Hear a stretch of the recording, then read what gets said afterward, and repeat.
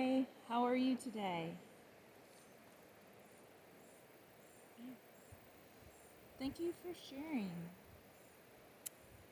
Well, today we're beside the French Broad River, and I'm going to read you a story called Lobsterman. It is written and illustrated by Davlov Ipkar.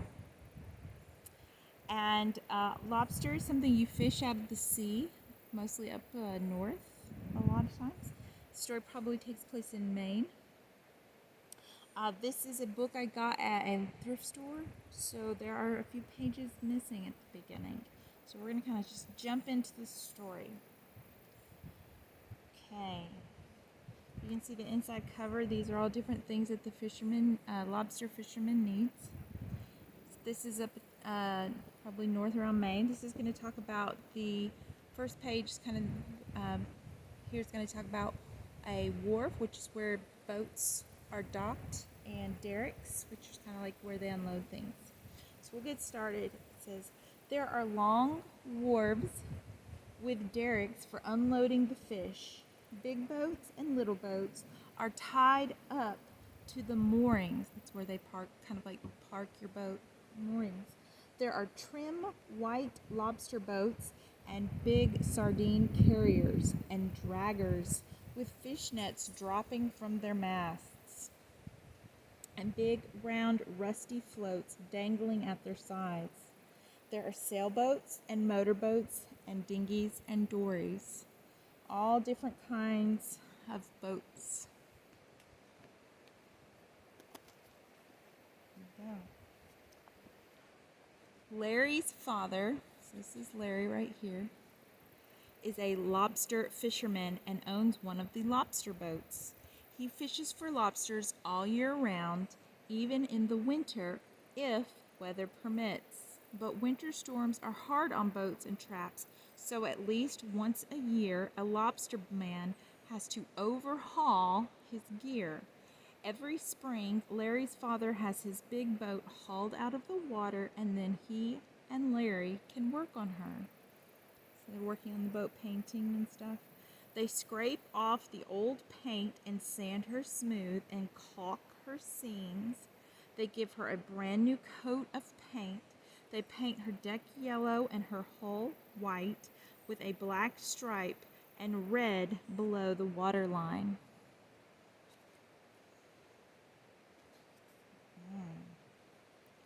Oh wow, they're busy. They paint their lobster trap buoys too in the spring. Larry's father paints his buoys red and yellow and black. Every lobster man uses different colors so that he can tell his buoys from the others. All over town, the sides of the sheds are covered with newly painted buoys hanging up to dry, and everywhere lobster traps are piled up high on the wharves and in the yards.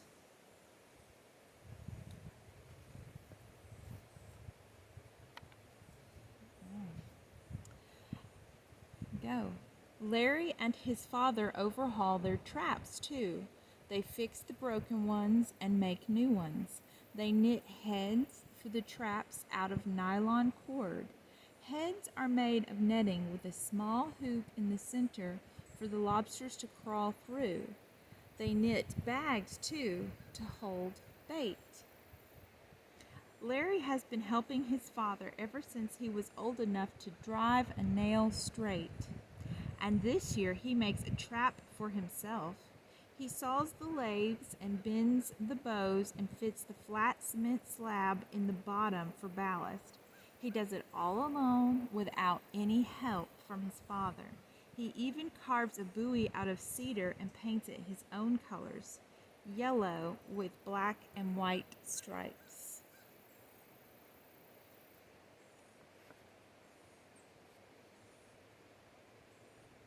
Soon everything is ready. One morning, early in May, they make their first trip out to set their traps. It is still dark when they eat breakfast and put on their yellow, waterproof pants and jackets and their black hip boots. Larry helps his father carry the gear down to the dock. There they load the big boat with as many traps as she can carry. Then Larry's father starts the engine and they chug out of the harbor.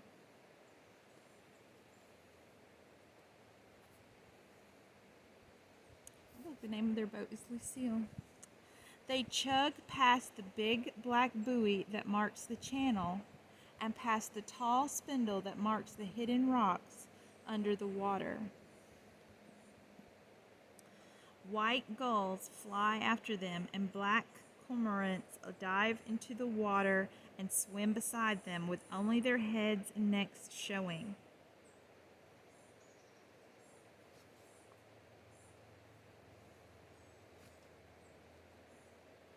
They see a big sardine carrier alongside a weir taking herring on board, pumping them up through a big hose into the hold. The hose hangs over the top of the weir into the water where the fish have been caught inside the big circle of posts lined with nets. Larry's father stops his boat and buys a couple of bushels of herring to use for bait in his lobster traps.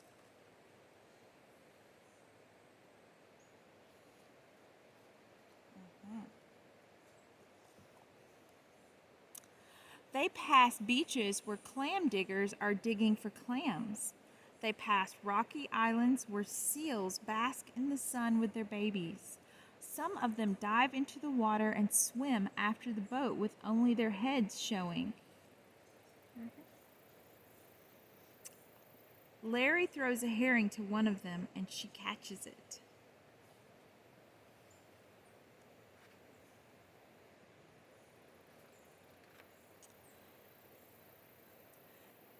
Then Larry takes the wheel while his father pushes the traps overboard.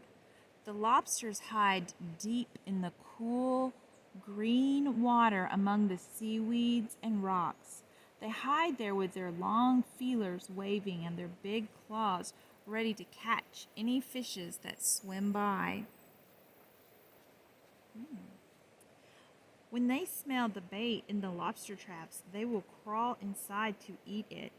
But once they are in, they cannot get out.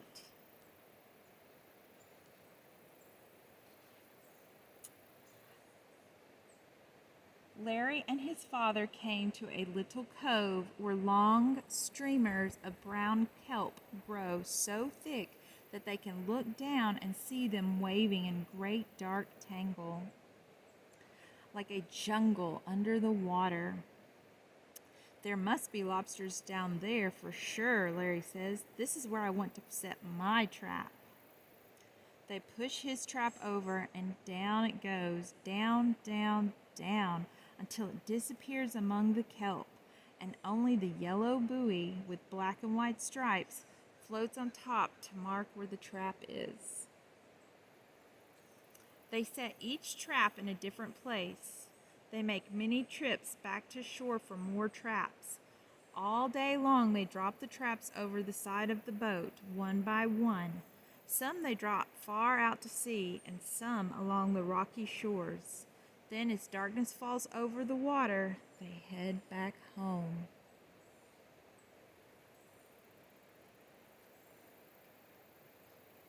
Next morning, Larry and his father go out in the boat again, this time to haul their traps. Larry reaches over with the great gaff, that's the big pole there, and hooks each buoy out of the water. His father fastens the line to the winch that pulls up the traps. See, there's the winch. The traps come up over the side, all dripping wet and covered with seaweed. There are starfish and sea urchins and little snails clinging to them. Larry's father opens the door on the side of each trap and takes out the lobsters. He plugs their claws with a small wooden wedge so they cannot bite each other and throws them in a basket. Then Larry refills the bait bags and they heave the trap overboard again. Oh, hard work. The at those big old lobsters. When they pull up Larry's trap out of the tangled kelp, they find 3 big lobsters in it.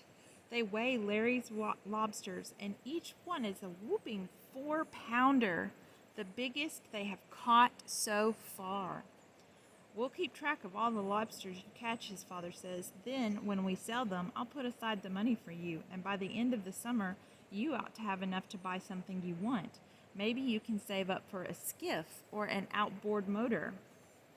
But let's not sell these 3 lobsters, Larry says. I want to have one for supper tonight. And you and Mama can eat the other 2 because they're the first lobsters I've ever caught in a trap of my own. Then Larry puts his lobsters in a pail by themselves so he will know they are his. Very proud of his work. Very good. Okay. When they come back to the harbor, Larry's father puts all the lobsters he has caught in a lobster car, a huge crate that floats underwater. He dumps in some mussels for them to eat. When he has enough lobsters in the car, he will sell them to a dealer.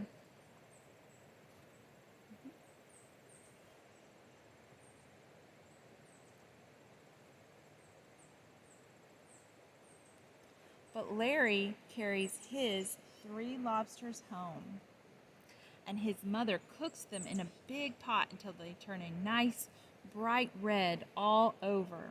Larry eats every bite of that big lobster all by himself because he is so hungry. There is nothing that tastes as good as hot, boiled lobster after a long day at sea.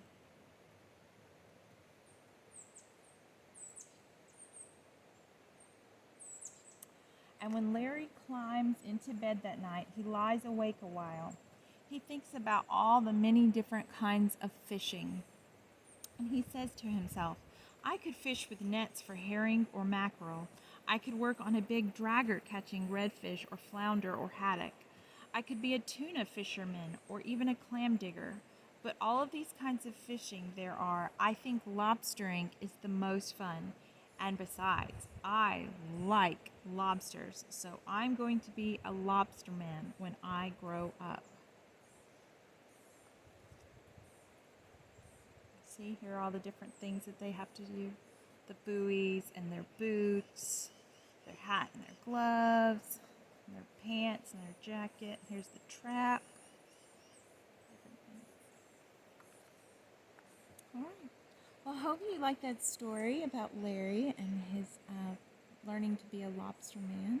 And have you ever had lobster? Have you ever gone to a restaurant or maybe had lobster at your home? I really like lobster. It's very yummy. So maybe the next time, if you are at a restaurant or something, maybe you can see if they have lobster. All right, you have a great day, and I'll talk to you later. Bye.